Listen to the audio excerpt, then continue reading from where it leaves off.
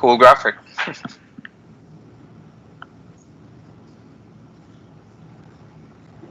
Huh? Danica, I work with meeting people, right? So I need to log in under my station.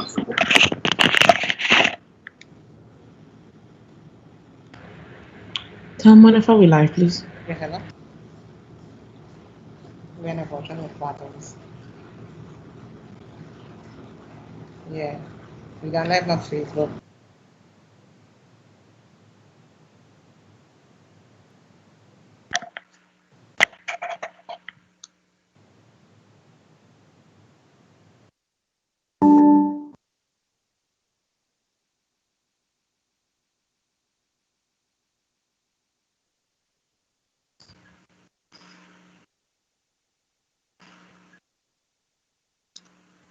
Yo.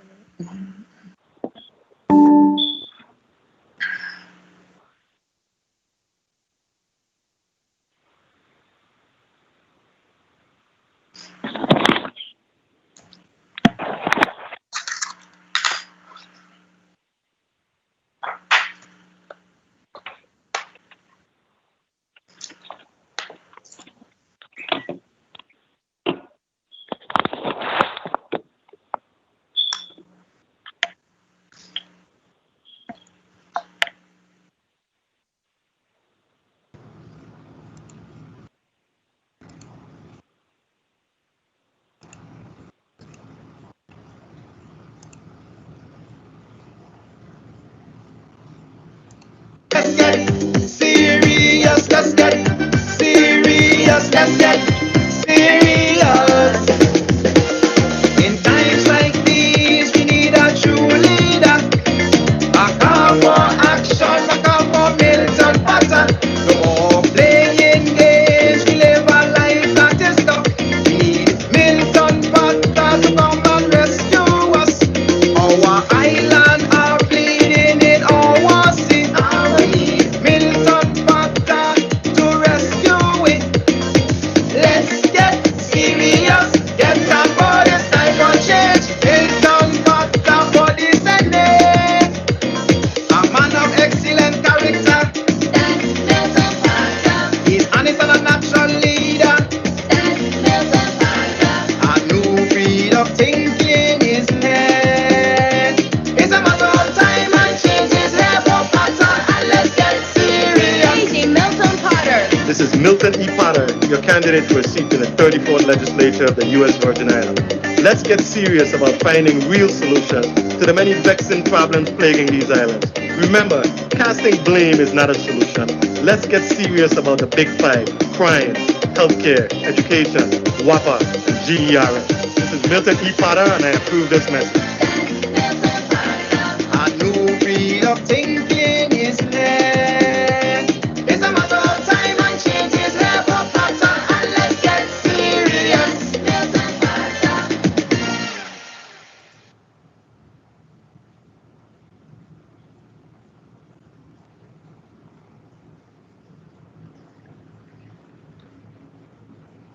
Good evening, everyone.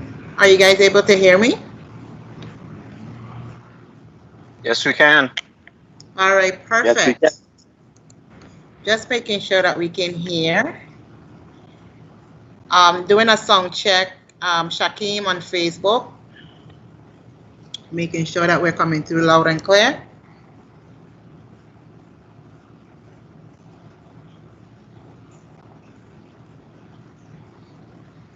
Yeah, we're coming in loud and clear. Alrighty. So we have some housekeeping rules. Good evening, everyone. My name is Danica Thomas. We have some housekeeping rules, and it is pretty common that you hear all the time when you come on these virtual calls. So we are asking all of you to mute your mics unless you're speaking. If you would like to speak, we encourage you and we ask you kindly to raise your hand, and we will call on you when we will call on you to recognize you to speak. Also, we're asking you to turn off your video as well at this time because we're using Microsoft Teams, and we want to make sure that when Dwayne, the moderator, and senatorial candidate Milton Potter speaks, you're able to see only their cameras on the screen on social media, to include Facebook, YouTube, and Twitter. So we are live on Facebook on the Let's Get Serious 2020 page, as well as we are live on the YouTube page, which is Elect Milton Potter. And we are also live on Twitter, which is Elect M. Potter. So just note that. We will begin shortly. Tonight's virtual headquarters is set up a little bit differently, and I will let you to know that we are expecting and we are encouraging full participation. So to the listening audience on Facebook, on YouTube, within the virtual headquarters on Microsoft Teams, we are asking you for suggestions and your ideas, because as the moderator shares questions with the candidate will have an opportunity to respond, and then we will open up the floor to the audience to share ideas to build upon those responses for the candidates, so we can generate more of an idea mail and a strategy mail. So when Milton is elected, these are ideas and strategies that we can use from the general public, which are yourselves. All right. So just want to make sure that we are straight with that. So again, it's a think tank. And without further ado, I would like to introduce all of you. I'm going to stop sharing to the moderator, Dwayne Carlwood. You can raise your hand, Dwayne. Dwayne is our videographer, our strategist, our researcher. He's everything on the campaign, and we felt that he was the best person to actually interview senatorial candidate Milton Potter. And we also have senatorial candidate Milton Potter on the call. And of course, I think it's self-explanatory, but I think you should still raise your hand so we can, know Milton. And we have some of the rest of the committee members online as well as on Facebook. And again, I would just like to welcome you. So I will now turn off my screen and allow Dwayne and Milton to do their thing.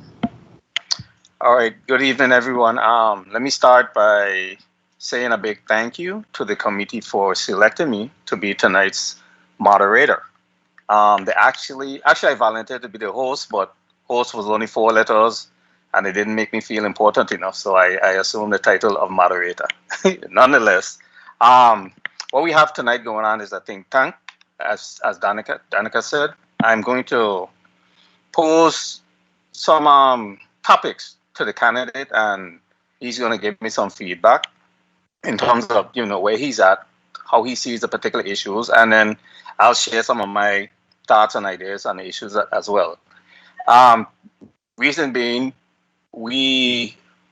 each of us tend to look at the issues, from a different perspective, and our perspectives are generally a product of the things that we've learned and the things that we have experienced. So being that our experiences are unique, we all tend to have a slightly different perspective on the particular issues or topics. So as we bring issues to the forefront, if we could bring more perspectives, more than one perspective on an issue, it allows the candidate to form a more rounded position on the issue. So that's what tonight is about. It's not necessarily for the candidate to just, rattle off his position, but for us to give some perspectives, and so that he could, weigh these perspectives, take them into consideration, after he's elected to the 34th legislature of the Virgin Islands. So without any further ado, candidate Potter, I'll give you 2 minutes to basically just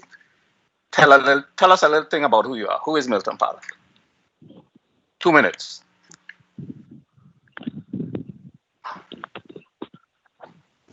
I think you're muted. You are muted. You are muted.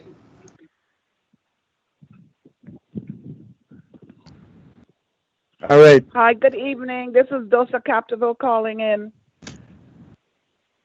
Hey, good evening, Dilsa. Thanks for joining us. Appreciate that. Oh, quite welcome. Glad Good. to be here. Excellent. When you just asked me to tell me a little bit about myself, right? Tell the crowd a little bit about myself. I'm Milton Potter, of course. I'm the 7th of 8 children born to Margaret and Cecil Potter. I was born on the island of Tortola, lived on St. Thomas pretty much all my life. from kindergarten through 12th. I received a public education here on St. Thomas. Graduated from Ivana Udorakan High School. Attended college on the mainland, Florida A&M University, HBCU, FAMU. Did that for my bachelor's degree in criminal justice and a master's degree in school psychology. Fresh out of college, worked at Florida State University for a couple years before coming back home. I worked at a counseling center and served as a school psychologist there also. Came home straight out the bat. My first job was at Upward Bound, UVI. Did that for a couple years. I tell people all the time, it's the least that I've ever made in a job situation, but the most fun and the most rewarding experience that I've ever had. It was a tremendous experience there. I've worked at the Virgin Islands legislature for a few years as chief of staff to Senator Potter. I have extensive government experience. Served as director of the Division of Personnel, assistant director. I have served as part of the government's contract negotiating team at the Office of Collective Bargaining for a number of years. I have been a part-time professor at the University of the Virgin Islands. I served as director of HR at the Virgin Islands Port Authority. My most recent position is at the Virgin Islands Board of Education, where I serve as executive director of the board. So I've done many things as far as government is concerned. 20 seconds. 20 seconds left. I'm the past president and current treasurer of the St. Thomas Federal Credit Union. I'm proud of that institution. It's the only locally owned, homegrown financial institution with assets of upwards of $70 million. Proud of that. That is it. That is me. I'm a father of two sons, husband. My wife is Paulette Vincent Potter. I love the Virgin Islands with every fiber of my being. And that is why I chose to be here, and I choose to put my hat in the ring to pursue a position of senator in the 34th legislature. Okay, I was going to call time on you about 15 seconds ago, but you hadn't gotten to the part about being married, and I wanted you to be able to go home tonight, so I allowed you that extra time. Thank you for that. You have my back. Right. You have my back. I appreciate that, dude. Okay. You mentioned that you are currently the executive director of the Virgin Islands Board of Education. So let's start right there. Explain to the listening audience the role of the Board of Education when it comes to the role of the Board of Education, the Virgin Islands Board of Education, as it stands now, as compared to similar boards, I guess, stateside, elsewhere. Yes, are there? Okay. So what exactly does the Board of Education do? What is it? The Board of Education really is the policy setting arm of the educational system in the Virgin Islands. They're responsible for certifying professionals in the system, teachers, principals. In order to be eligible to work in the VI, they must meet a certain standard as far as education and experience. And the board is the entity that certifies those professionals. The board is responsible for ensuring that there's a safe and sanitary physical plant. So on an annual basis, the board is responsible for producing a document, an assessment of the state of the Virgin Islands schools from a physical health and safety standpoint. The board is responsible for managing the scholarship program for the Virgin Islands government. So responsible for managing that also. That's in a nutshell the key things that the Board of Education does. Okay, compare the basically job description that you just gave to similar boards, let's say elsewhere. Or let me rephrase the question. So you just explained the current role of the Board of Education. Right. Do you consider that ideal, or do you feel that the board should have greater or less influence on, let's say, the curriculum? Well, I mean, the board has a role to play with respect to approving the curriculum. The board isn't necessarily going to write the curriculum. but any curriculum that is approved, that is implemented, has to be approved by the Board of Education. So that's a very important and critical role and function that the Board of Education has. One function that this board does not have, that many boards in the states do have, is that this board does not have the responsibility of hiring the superintendents of school. And schools in districts abroad on the mainland, most of them have that power to hire, to interview, and to select the superintendent to run the day-to-day operations of our territory schools. That is something that is lacking in our board, and I think that is something that I believe would add value and add benefit to the quality of our educational system if the board had that authority. So, as a senator in the 34th legislature, would you be willing to pursue legislation to, in fact, confer that authority to the Board of Education? Absolutely. I think it's really something that will have a positive impact on shaping the direction of education in our territory. So it is an initiative that I would pursue. All right. Let's transition from there. There's talk again. I heard some talk coming to the surface again about having yet another constitutional convention. So I think you're muted. What is your position on us pursuing a change in our status? Well, as it relates to the United States? I know, Dwayne, you're probably a lot younger than me, but I have lived to see about 5 constitutional conventions that we've had in the territory that have been unsuccessful. I think as a people, the maturity level of our people requires us to pursue self-determination and to be governed by a constitution that we are responsible for developing, for shaping. I know that is something that like I said, we've attempted to do on 5 occasions unsuccessfully. I believe that the move that is currently being pursued, and I think it's current Senator Myron Jackson, I think, was responsible for passing legislation to include on the ballot via referendum in November the whole notion of us adapting the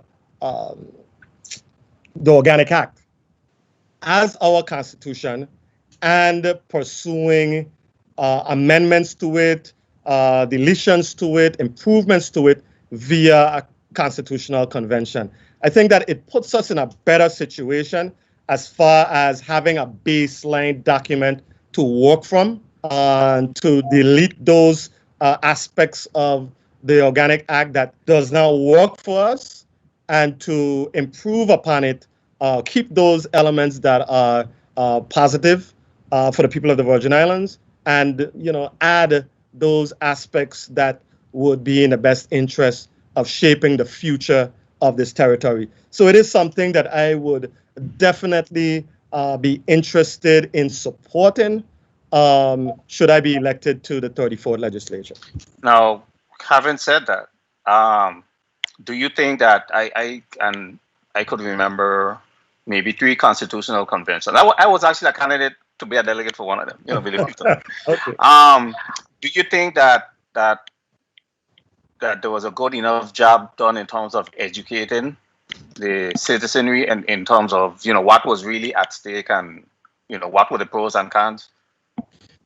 If I could recall, I know that there was a large effort towards educating the populace. I want to believe that Dr. Malik Sekou was involved in a leadership role in the education process. I'm trying to reflect back on how engaged the population of the U.S. Virgin Islands was, how receptive they were, how in tune they were to what was happening and to the educational process. I am really, it's fuzzy to me whether we had full engagement on behalf of the people of the Virgin Islands.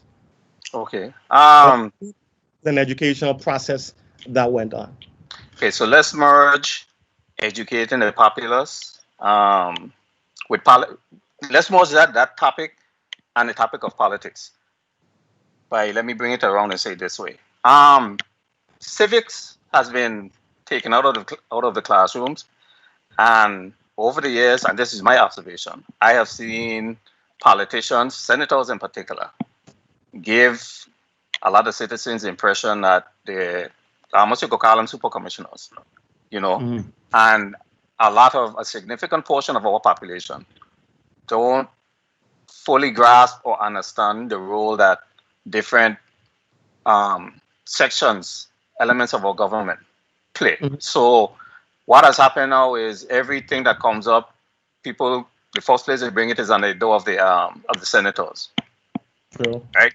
So what is your position in terms of getting civics back into the courtroom, excuse me, back into the classroom, back into the classroom? You've been in the courtroom too long, Dwayne. Yeah. Well, absolutely. I think that having civics as part of our curriculum is essential. And I know that we typically have it in high school, once you hit I don't know if it's the 9th or 10th grade or 11th grade level, but I think we can even introduce it earlier on, perhaps in junior high and at some level at the elementary school level. It doesn't have to be at the same level of sophistication, but we can introduce, the inner workings of government, the power of participating in the system, how the executive versus the judicial branches work, versus the executive, how they interact. I believe that those are it's critical piece of knowledge that the people of the Virgin Islands need to know, need to be a part of, and I think education is what it's all about. So I'm in full support with including that as part of our curriculum.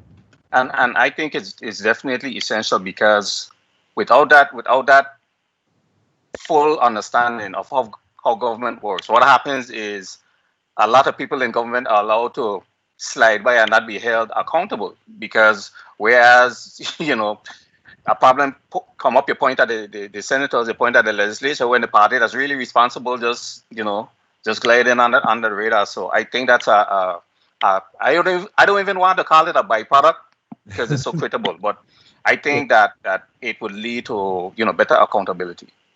When you know who exactly you need to be pulling up or pointing the fingers at. True. Speaking of accountability, there has been a lot of discussion about whether or not the Attorney General position should be as it is now, where the Attorney General is a member of the Governor's Cabinet, or should we move to a system where our Attorney General is an elected position? What is your take on that? I've been vacillating somewhat between having the Attorney General elected or... Sorry about that.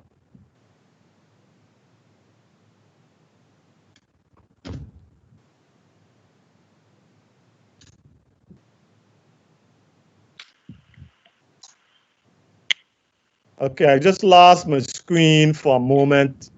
Okay, I think... Can you hear me? Yeah, we can hear you, we can see you. Let's go ahead. Okay, good. But I think, my current position is that I would like the Attorney General to remain an appointed position, to have the Governor of the Virgin Islands maintain the power of, or the responsibility of electing, of appointing, rather, the Attorney General of the Virgin Islands, with the power being in the hands of the legislature for advice and consent. I do not think that putting this critical position in the hands of the person who can get the most votes is the way to go. That's the feeling that I have right now. I think we ought to identify the most capable person that is available, that has the track record and the experience We need to appoint that person. We need to vet their background and give the senators an opportunity to either give it a thumbs up or a thumbs down. So I would allow it to remain as status quo. Maybe I know I heard Governor Bryan mention some time back about introducing legislation to extend the time frame so that it will overlap administrations, and that is something that I would, I think I would be in favor of also. Okay. I was gonna bring it up. I think the discussion was to have it be a 6-year term so that the as you indicated, the AG would overlap. His term would overlap. Right. Yeah. Okay. Let me see. Make sure we don't have any questions from the audience yet before we move on to the next topic. Okay. Yes. Sorry to interject. There's a vote poll in the chat, so we encourage persons to go into the chat to vote, because we want the public to understand that we want to have some open dialogue. So in terms of the Constitution, we want you to vote and say if you think the U.S. Virgin Islands should have its own Constitution, and we will be sharing some polls throughout the thing, throughout the think tank. So just make sure that we continue to engage. Okay.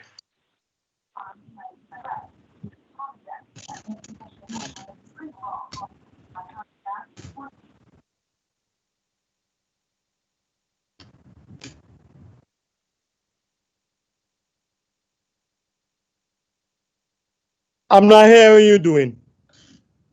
Oh, sorry, I was muted. There has been a rash, for lack of a better term, of gun violence in both the St. Croix district as well as the St. Thomas St. John district. What, if anything, you feel can be done from the position of the legislature to address that issue? Okay. Without a doubt, the level of violence that we've been seeing in our community, both on St. Thomas and St. Croix, is shocking and troubling.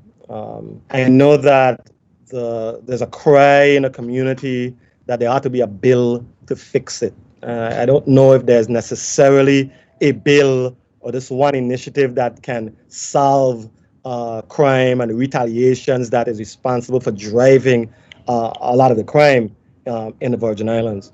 There isn't a bill per se, but there are things that I believe we can do. First of all, we've tried the strategy of having tough gun laws. We have some of the toughest gun laws on the books. Comparing it to the states, the mainland, Chicago, Detroit, our laws here are serious. But yet, crime continues to rise. Yes, gun violence continues to rise. So I'm saying, okay, that approach was tried. Let's try something new. I think that we need to focus on the prevention side a lot more. I think that two things. We need to focus on the prevention side a lot more. My mother always said she didn't have a criminal justice degree like I do, but she was a lot wiser than I was. Her saying was, idle hands is the devil's workshop. So we need to constructively engage young people to provide meaningful opportunities for economic development and positive education for these young people. Many of them have been dropped out of school. Many of them have been pushed out of school. They have no real hope for economic development in a legitimate manner. So they are pursuing illegitimate means of gaining material wealth and the like. So that is something that is driving a lot of what we're seeing. And I think having a structure in place where we have a legitimate vocational and technical education program to reach some of our young people who may not be college bound, many of them who don't have a viable skill, that is something that we need to focus our efforts and our attention on. Also, I think that, I'm trying not to be too long, I think that we need to put a greater emphasis on community-oriented policing.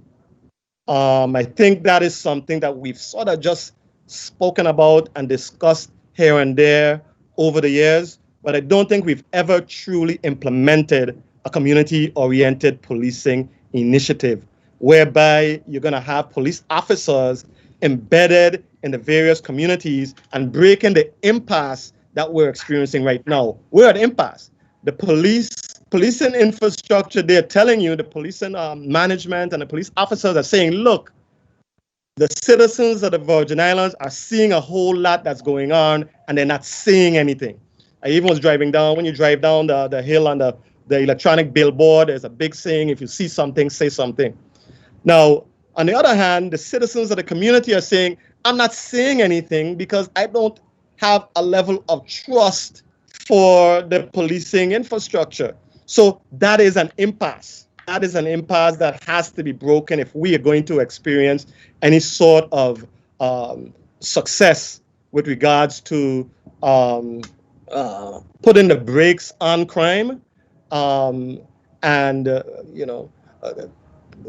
getting a constructive engagement, a constructive level of trust that's built between police officers and the general community. That is something that must happen. Unfortunately, in 2020, we have approximately 250 fewer officers than we had in 1990. So we're going to have to develop a recruitment and retention initiative at the Virgin Islands Police Department so that we can properly man and execute a community-oriented policing initiative so that we can have constructive relationships of trust that is earned between police officers and the citizens of the Virgin Islands. Well, let me share a couple thoughts and observations from somebody who was on the other side, of the badge.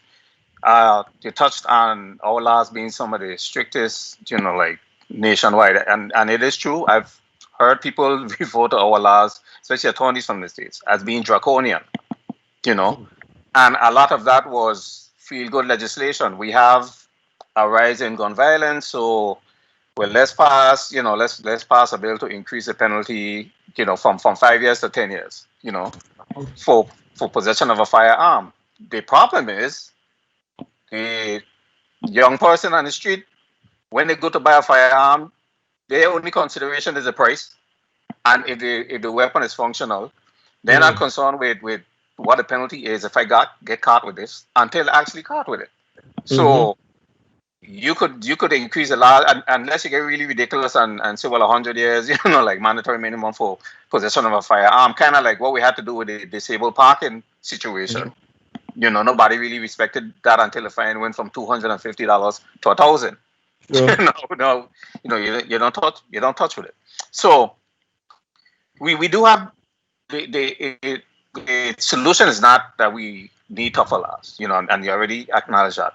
One of the things that I observed as a officer, and not a member of VIPD, I was a territorial court marshal, but from where I stood, it seemed like the police department didn't receive funding on a regular basis for recruitment into the higher officers. So when you set out and say, okay, we hire 150 officers this year, and then we don't get any funding next year to hire anymore, and then the year after that, we get funding to maybe hire 100. So now, because the funding is not coming on a predictable basis, what happens is you get funding to hire 100 officers. You're going to hire 100 officers when really and truly, maybe 90 of them meet the criteria, and there are 10 of them that there's all kind of red flags, that they're going to be a problem. And, the borderline, the marginal, and the other side of the fence, but you slide them over and take them because you need the bodies, you need the boots on the ground, and the fund is not coming on a regular basis. So it's not that we're going to pass up and only hire 90 now and, do the next go wrong. You don't know when the next go wrong will be. So I saw, and I saw officers that were hired that people that were in the academy with them were like, hey, this dude didn't pass this test, he didn't do this, he failed his part, he failed a part, but they allowed them on the force anyway. And they tend to be problem officers from day one. From day one, they get into issue after issue after issue after issue. So that's one of the things that we need to do is the police department needs to know that, they could say religiously, we know every year we will get money to hire officers. That way you could really, just grab the cream of the crop, and those that you really ain't too sure about, you could just kind of leave them for maybe, for maybe the next go round. They have had, if I must just say something else, Dwayne, the police department has had budgets funded to hire like 100 police officers. Every year it's in the budget. They have been challenged in terms of the ability to recruit qualified persons who are willing to come on board. And that is a challenge.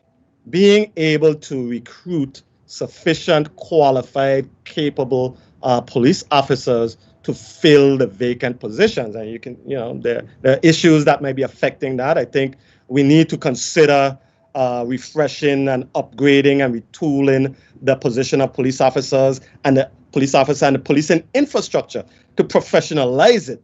If we want professional police officers, the place that they're working at, the building, the facilities, the equipment has to be modernized, to make it attractive for them to come. It's not always just about the money. So I think that it is in line for us to consider building a new police administrative facility in downtown Charlotte Amalie, and to modernize it.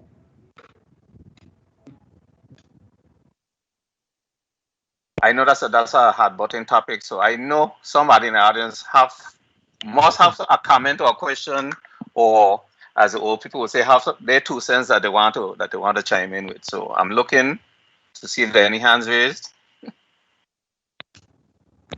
Anybody? Okay. So Yeah, agreeing with everything I said. Yeah. They're like, hey, them is too smart, dude. Yeah. So, and one other observation that I want to make before we move on. Did you notice that after the hurricanes, when we had, right after, when we had those bunch of, when we were doing the cleanup, and they were just hiring people out of the canals, $25 an hour, Mm-hmm. Did you notice that we had like almost absolutely no gun violence? Yeah.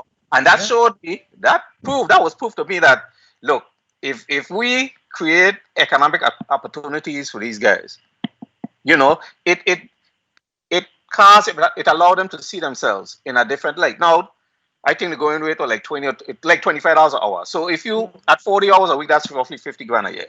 Correct. That's not gonna make them millionaires, and it's no money compared to what they could make, probably engaging in illegal activities. But the fact that you could make this legit money, Mm-hmm. and you don't have to, you don't have to hide it, you don't have to be back in other people's names, and that showed me that really, if we could open up economic opportunities, for a lot of these young men, that really get the violence. And when I look at now these tradesmen, like what plumber, a carpenter, electrician could make legitimately, Yes. it's there. I work directly with some of those subcontractors that came in, and they were picking guys up off the street and bringing them here. Yep. Without question, idle hands is a devil's workshop. If we provide constructive opportunities for these young men to engage in, we will significantly reduce, the crime situation in our territory. Nothing could eliminate crime. You're not going to eliminate it. It's been here from Cain and Abel. But we can significantly and substantially reduce it if we put some effort and attention towards constructively engaging our young people and providing them with meaningful economic opportunity.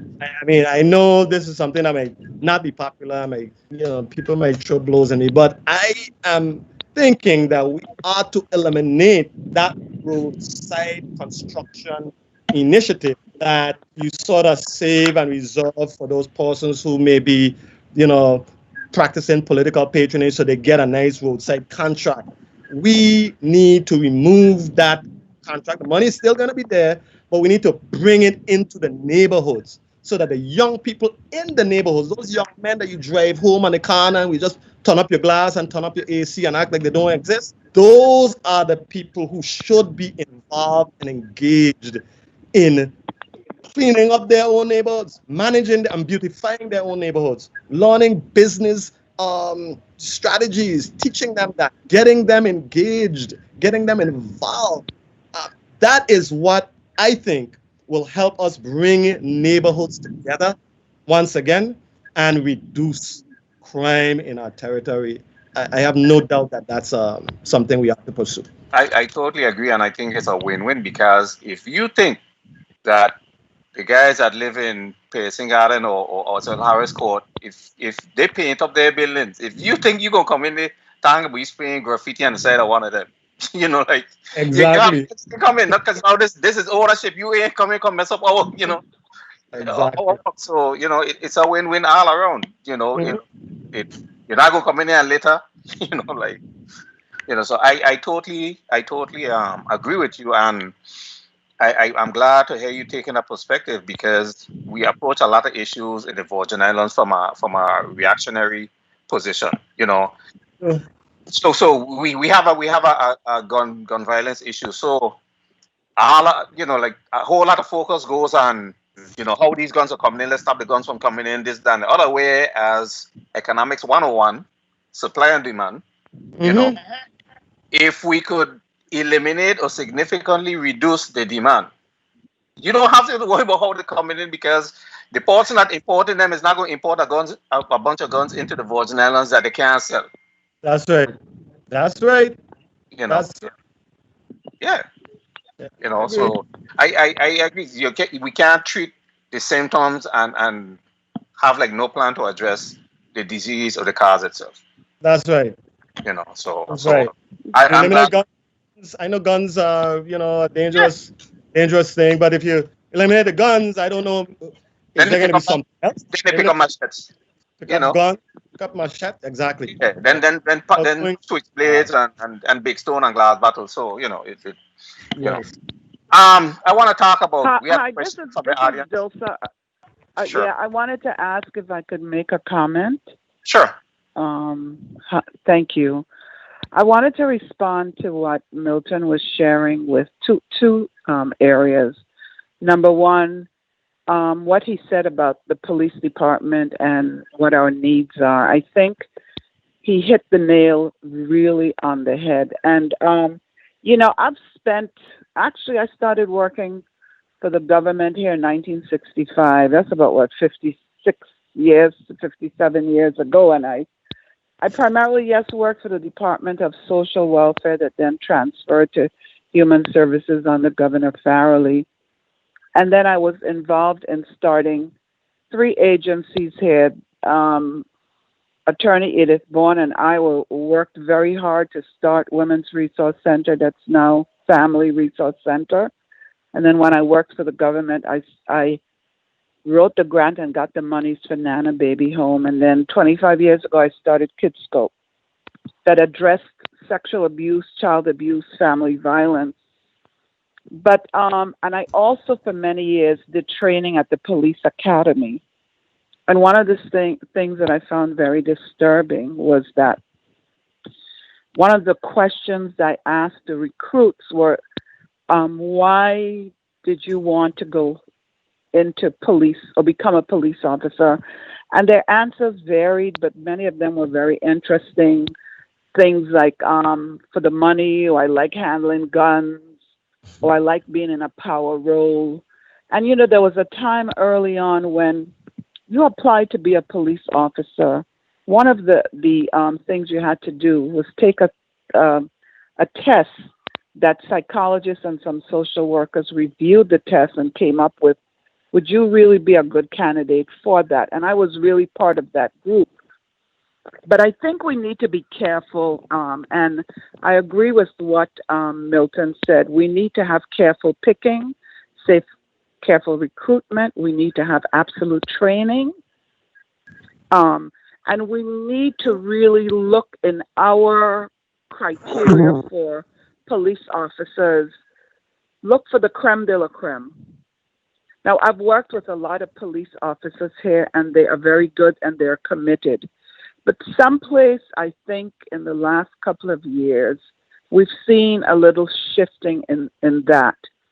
And people within the community recognize that, more so our young people. So they're very careful in trying to, if they see something, to go and say, well, I'm going to come forward.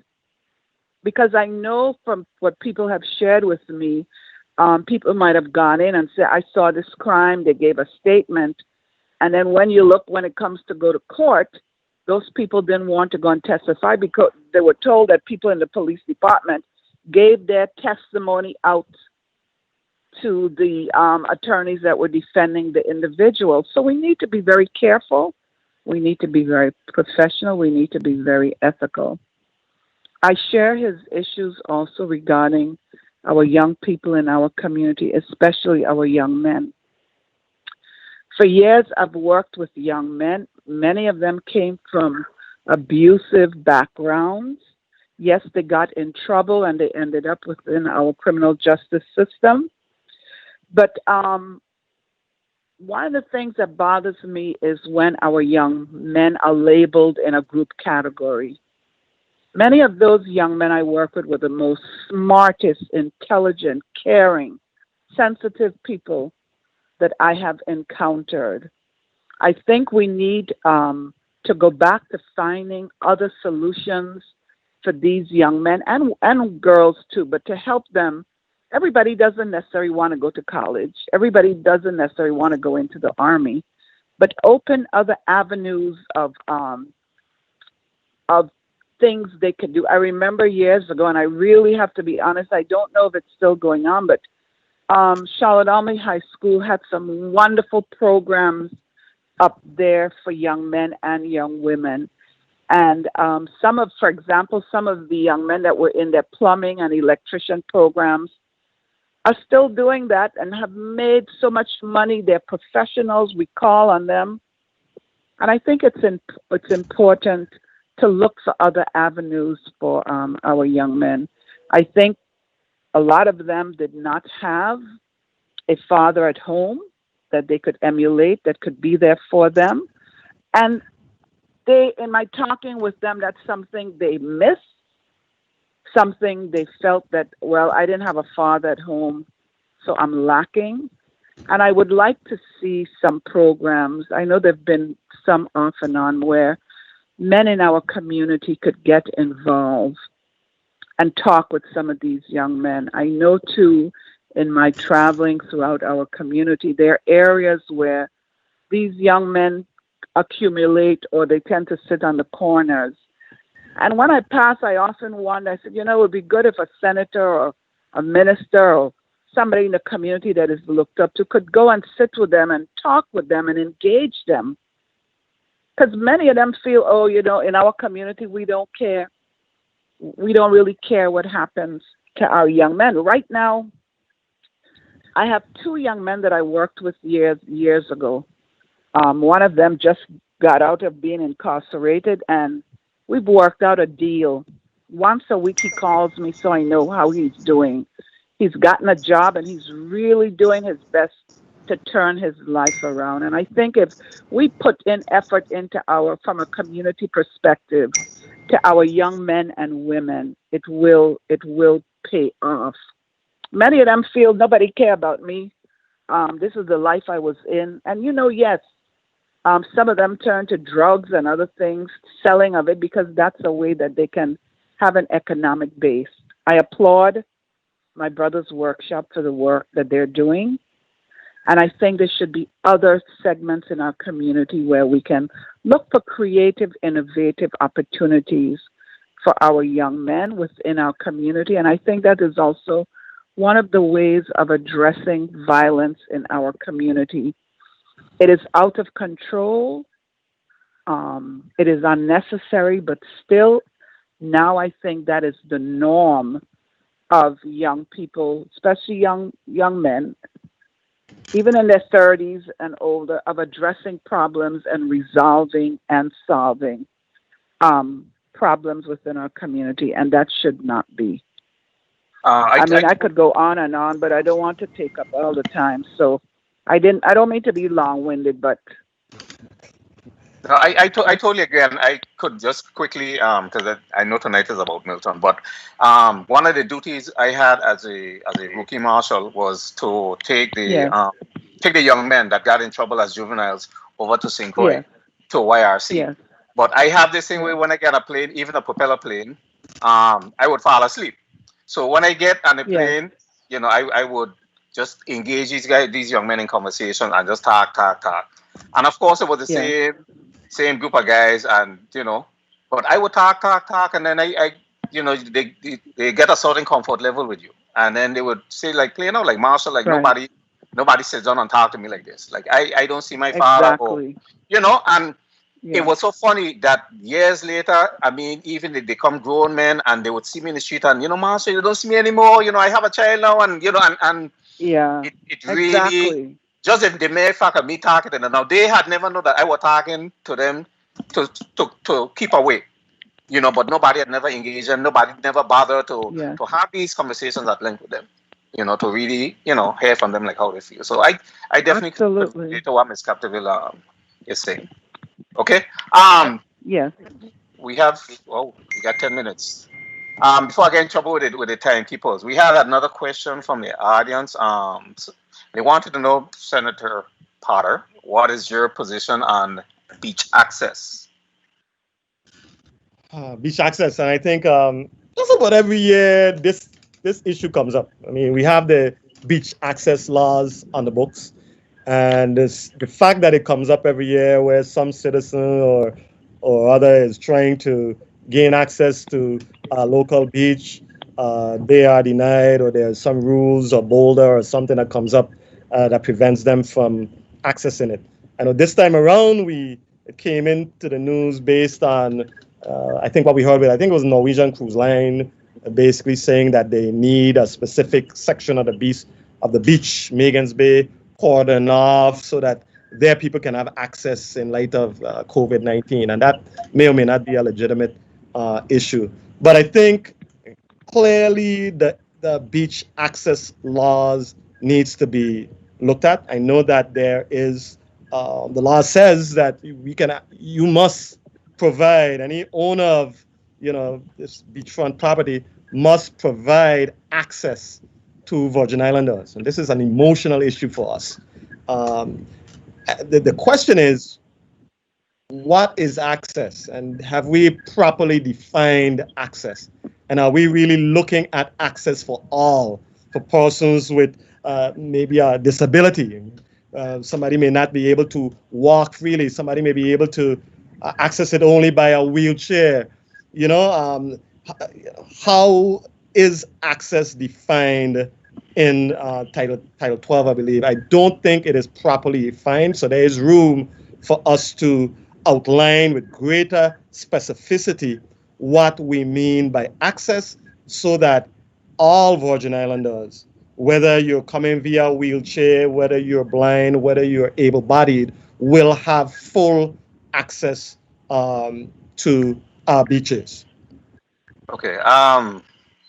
Yeah, it is a hot button issue, and I could tell you from in the courtroom that lack of clarity within the definition is, to me, the gray area where you have certain landowners that exploited, and if the law just says I have to give access and doesn't define what is access, I could say, well, I leave like a little part of shortcut, that you could walk.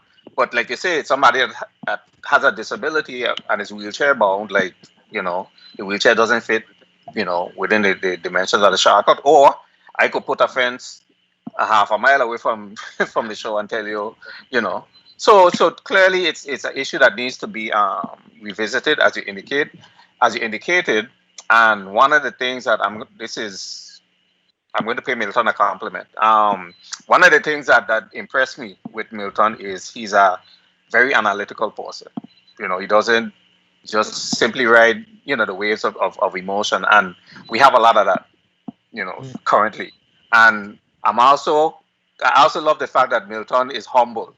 We have a lot of experts and everything, like in decision making positions, and it doesn't bode well for the territory. You have to understand that there are going to be a lot of areas where people are going to know more than you, have better information than you, and the key is just to be an analytical person. Show me the data, show me the information, and from that I can make an informed, or I can take an educated position, as opposed to just the people crying out for this, and I'm sitting in an elected position, so I have to appease the masses. And a lot of time what people want to hear and what they need to hear are two different items, and not one and the same. But so a lot of times people in elected offices would say what the people want to hear, because they know that translates into votes right now in the short term. But the long term, it's not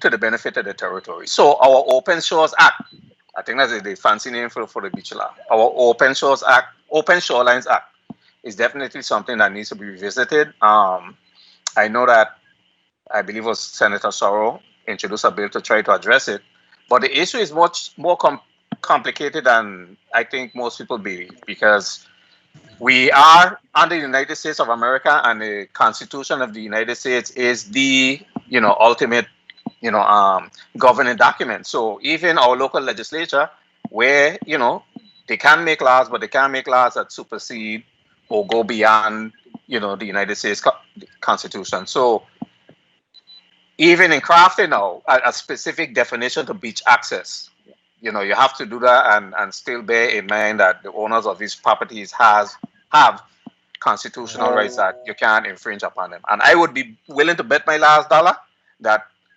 the minute we amend a law, I don't care what the amendment is, it's going to end up in a court challenge.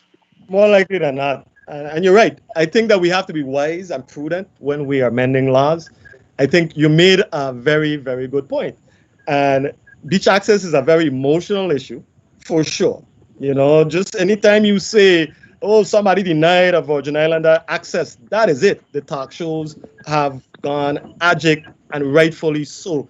But at the same time, kind of have to look at the finer points of this thing now. If the law says the landowner will provide beach access, suppose the landowner purchases the property and intends for it to be an undeveloped property, so he has it there sitting to preserve. There isn't really direct access to the water, to the waters. Is the law going to now force and require the landowner to now provide or invest thousands, hundreds of thousands, maybe millions of dollars to create an access way for persons to come on this, what was once very isolated or remote beach? So I'm just saying, you're right. We also have to consider the Constitution, consider the obligations that, or the rights that a landowner might have in a particular situation, before we just react. The time for reactionary legislating, I think, is over, and we need to just be sensible, wise, look at the data, look at the facts, and make our decisions accordingly.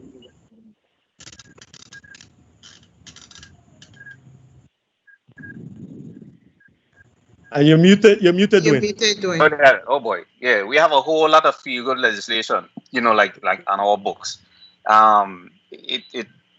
It's a problem. It's a problem. Like you said, we have these emotional issues come up, and then this would, I could introduce this bill that really and truly doesn't really solve the problem, but it sounds good, it feels good, it garners votes, and Mm-hmm. So even sometimes going through the Virgin Islands Code, you have 2-3 laws that conflict, with each other, addressing the same issue. So, it tends to pile up, and becomes a problem. Now, I know somebody must have a comment, must have 2 cents, must have a question with this beach access issue. This is definitely a hard button. Can't Milton have to look so easy. Somebody have to have something. I have to chime in. So in terms of this open beach access thing that we have going on here, so you know, let's take a different approach. We said that all beaches are open to the public, right? But when I purchase a property on a beachfront property, I don't think sometimes realtors do a good job at saying that, hey, the beaches are open for the public. So when I buy my property, I'm thinking that I'm buying the shoreline that's associated or that my property is on. So how do you guys feel about having people walk into your property to access the beach? Now, I personally have a problem with that, right? So what is considered access? That is the question. And that's $1 million. That's the elephant in the room. The law only says access, number one. And number two, see if you are aware and willing to respect the fact that we have a law that says you have to have access. Then when you develop your property, you could develop your property, but the law again don't define access, and leave whether it be a 10-foot wide easement or something like and outside of your fence. So you could fence that people ain't walking through your yard, but they're walking on your property. But I will but I will tell you that property owners who knew when they purchased the property that this law was on the book, but they also were told that it's not something that's strictly enforced. So they buy it and you know, I threw $10,000 in the governor campaign and then I run a fence out in the water. It has happened. You know, it has happened, you know. Yeah. And, you know, there's a lot of things to look at. You can look at liability issues too. If this property owner, you know, provides this easement for the you know, residents of the territory to access the beach, something happens there, who is responsible? Is it the property owner? Is it the government of the Virgin Islands? So there are a lot of things for us to really consider before making amendments to the law. But amendments to the law must be made to clarify beach access and what constitutes beach access. Absolutely. And it doesn't help either when you look at how the condition of the beach is on a Monday morning after people party on Sunday. I mean, that's another issue. You're right. That's another issue. Yeah, so we ain't helping the cars with that. You know. Okay. I see that. Okay, before we move on, I know any other comments, questions? Anybody else want to chime in on the beach access issue? Are you really gonna let Senator Potter off for the hook so easy? Okay, Senator Potter, a big part of your platform is the Family Redemption Act. We could tie in a lot of what we discussed previously, you know, in terms of the gun violence and stuff like that. How would do you believe that the Family Redemption Act will address a lot of the concerns or the aspects that we discussed earlier in terms of not only addressing the symptom but also the cause? Do you feel that if the Family Redemption Act of 2021, as you envision it, do you see that something that you know addresses the issues from that perspective? Absolutely. I think that the premise really is that strengthening families is really the key to developing a thriving Virgin Islands community. Virgin Islands is about family. I mean, family values, family connectedness. It is what has really gotten us through some very critical and perilous times throughout history. As recent as 3 years ago, when we had devastating hurricanes and people had to come together. And you go back further on the slave plantations, that we were required to get together and work together to make things happen in order for us to survive. You know, we have witnessed, in my opinion, and I know Ms. Capdeville is on the line, she can probably attest to it. We have evidence over the years, a significant breakdown in the family.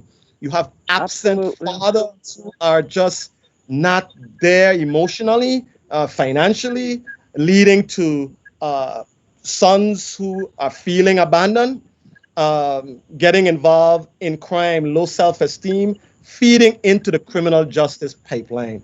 I think that is something that we have to carefully look at. And the Family Redemption Act, as I see it, is not going to be Milton Potter saying this is what is best for the people of the Virgin Islands and their families. It is about us transforming our office within the first 90 days, taking the show on the road to the various neighborhoods in every community of the Virgin Islands, getting input from people, those same young men who we see on the street corner that I mentioned earlier. You're driving by and you just turn up your glass and pump in your AC and think that it's going to go away and insulate you from the issues. You know, Family Redemption Act is going to be an outreach initiative. We're going to look at persons from the faith community, neighborhoods, nonprofits. We're going to get the best of and the input from everyone to put together a comprehensive package focusing on economic development, educational opportunities, mentorship programs to build, enrich, and strengthen families. Things like counseling in our schools. There's going to be a component where we are proposing improving and increasing mental health professionals in our schools, within our schools. Right now, the numbers are dismal, so we need to have like early warning systems in place to catch these young people educationally or emotionally maybe going adrift, and to find strategies in place for remediating their issues that they may have. It's a lot, it's a tall order, but it's something that must be done. If you have thriving families, you're going to have a thriving community. We need to place heavy emphasis on that. The first 90 days, if God allows, intends for me to be in office, the first 90 days we will focus heavily on community outreach to build a framework for the Family Redemption Act of 2021. It is going to be a reality. You definitely sound like child number 7 of 8. Wow.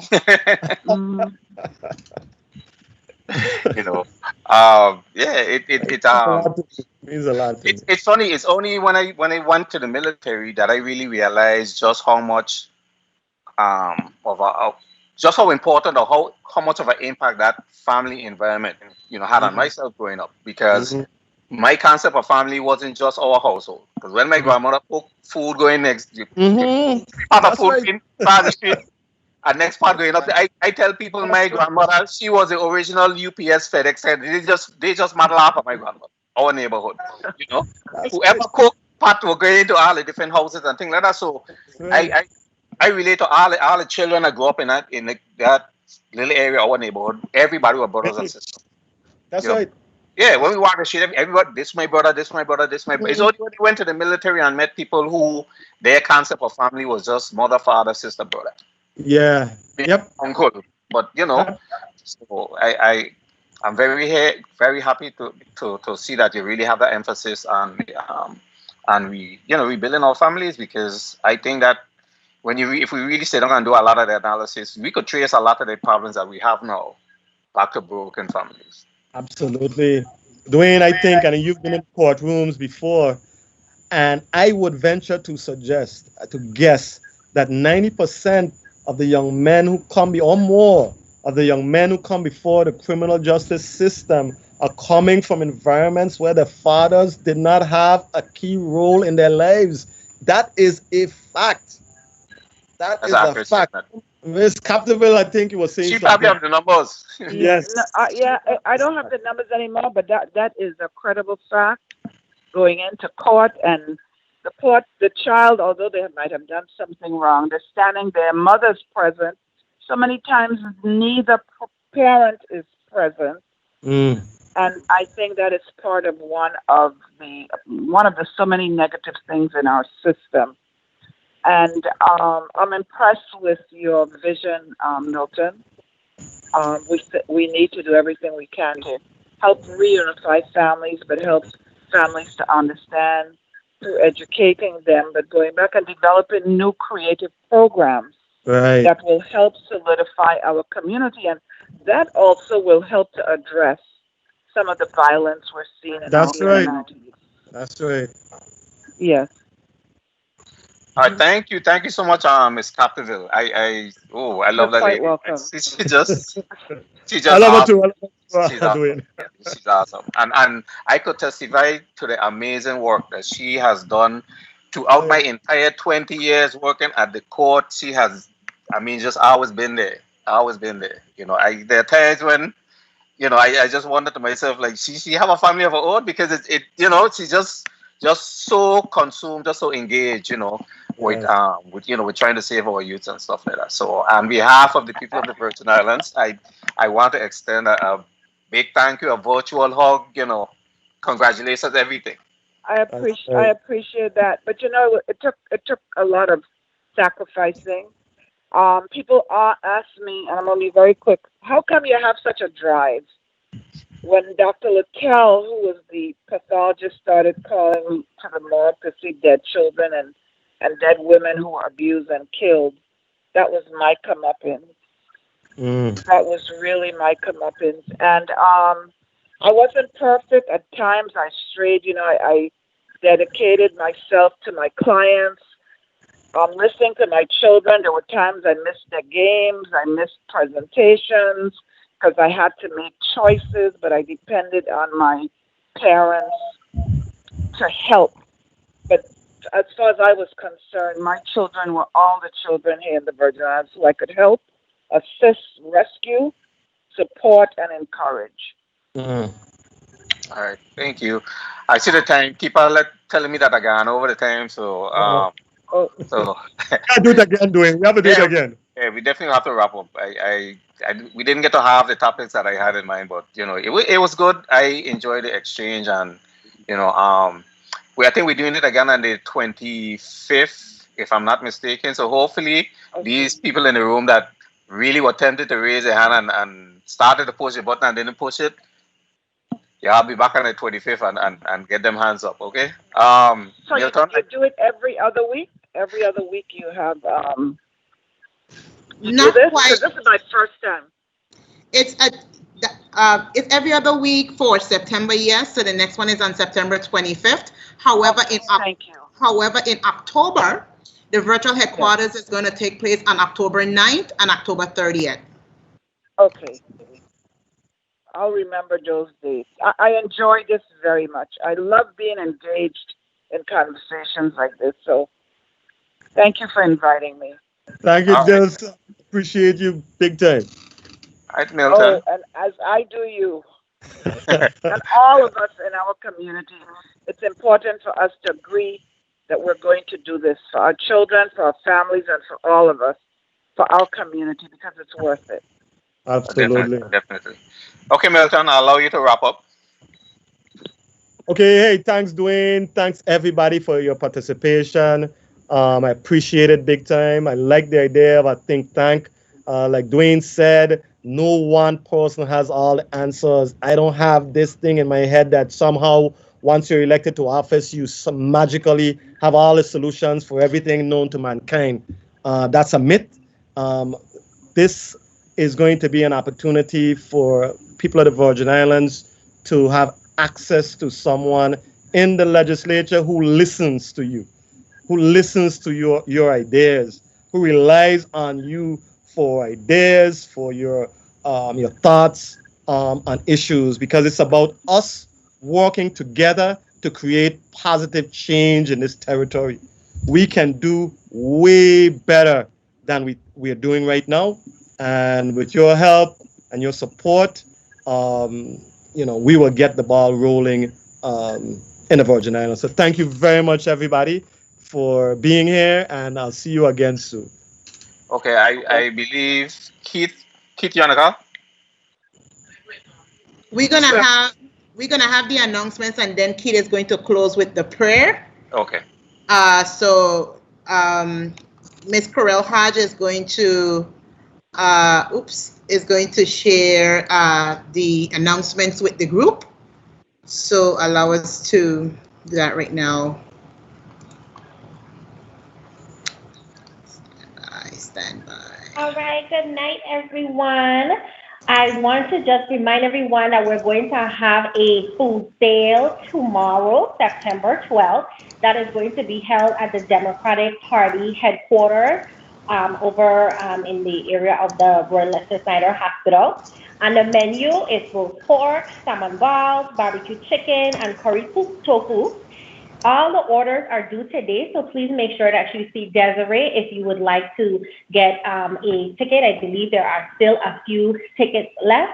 Please make sure that you place your order because since we're in COVID-19 times, we want to make sure that no one has to stand around and wait. All orders are prepared ahead so that we do our part in stopping the spread of COVID-19 and have a safe drive-through food sale. Next, we also have our 50/50 raffle. The drawing will be on October 10, 2020, and the pot is looking sweet. So please make sure that you also see Desiree to get your tickets for the 50/50 raffle. They come in books of 10 and they're $3 each. And of course, a 50/50 raffle works. You get half the pot, the campaign gets half the pot.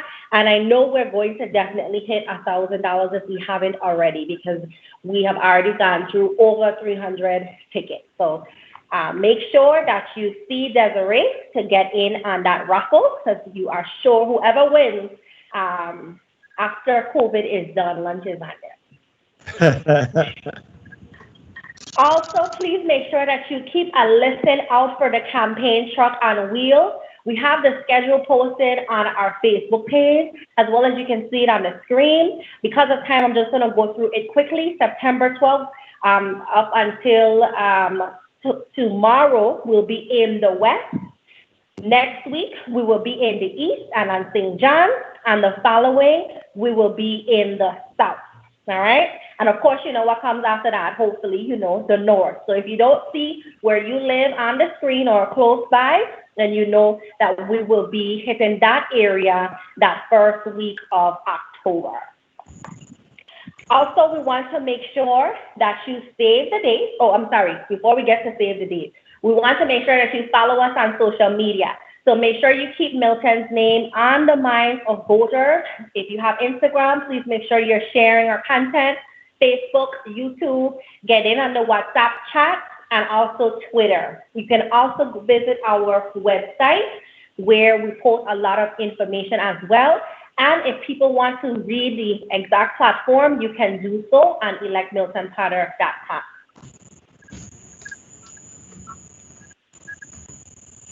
If you want to get involved and you want to volunteer with the campaign, you can also do so on the website. There is a little button that says get involved. Go ahead and click on that and you can select what you'd like to do. If you want to make calls and phone bank and do some canvassing, you can do that. If you want to assist with events, there's also a button you can press for that.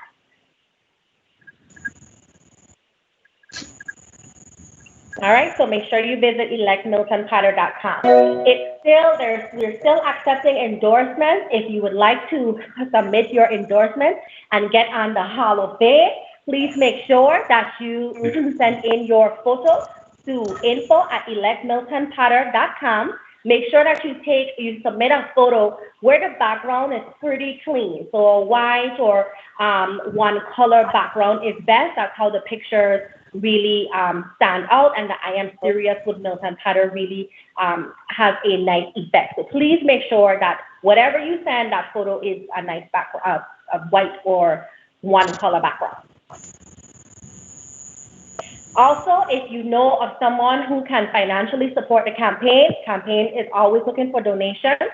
You can do in-kind donations. We have our food sale coming up. We have everything that we need for the food sale, but you can always see our outreach campaign chairs, Miss Monica Potter and Desiree Harrigan, if you would like to go ahead and do an in-kind donation, or also the campaign manager, Cosmic Christian. You can also click donate on the website. We take donations large and small, and that's powered through PayPal, as well as if you know someone who would like to donate to the campaign as a corporate or personal donation, we do also accept checks. You can contact Cosmic Christian, and he will provide you the official donation letter and instructions on how to do that.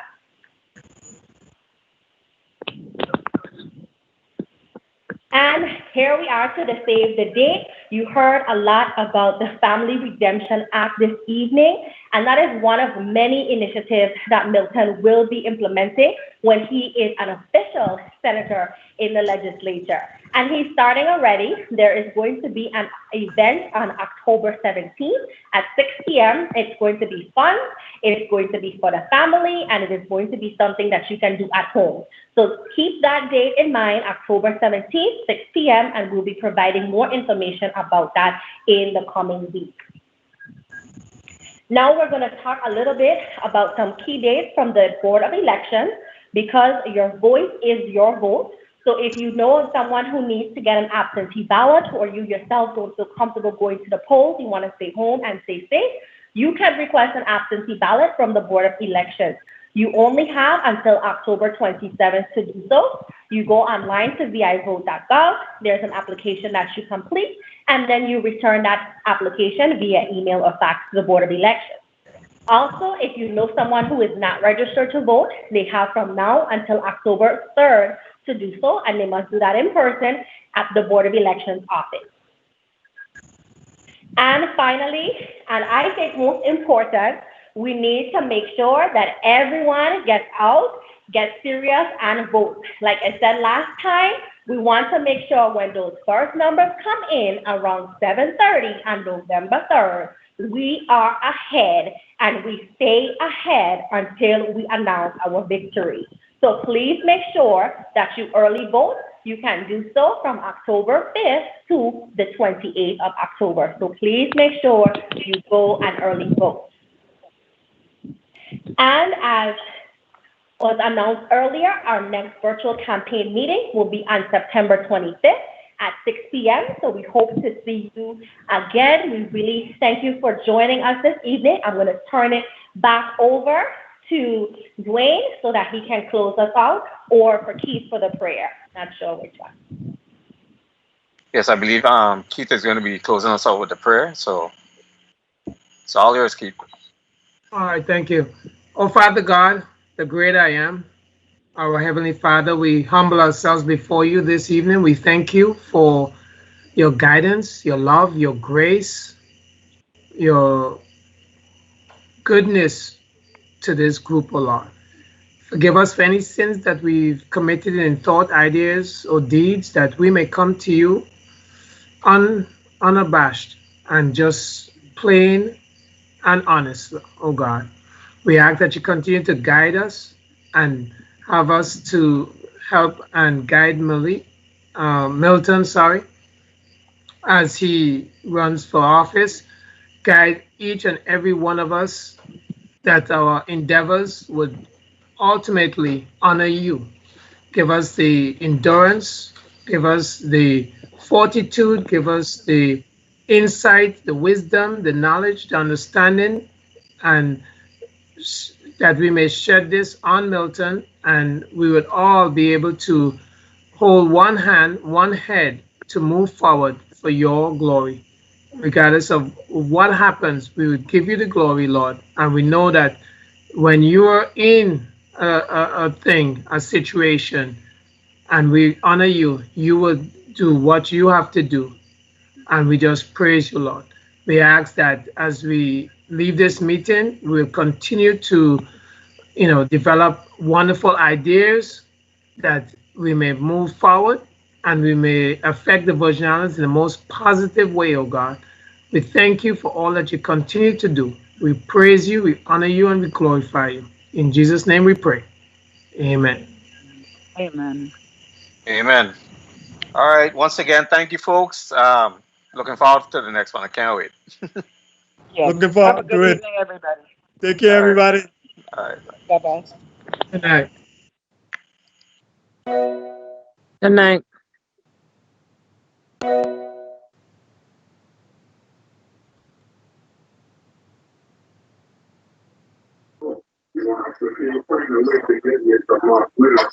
On your days and your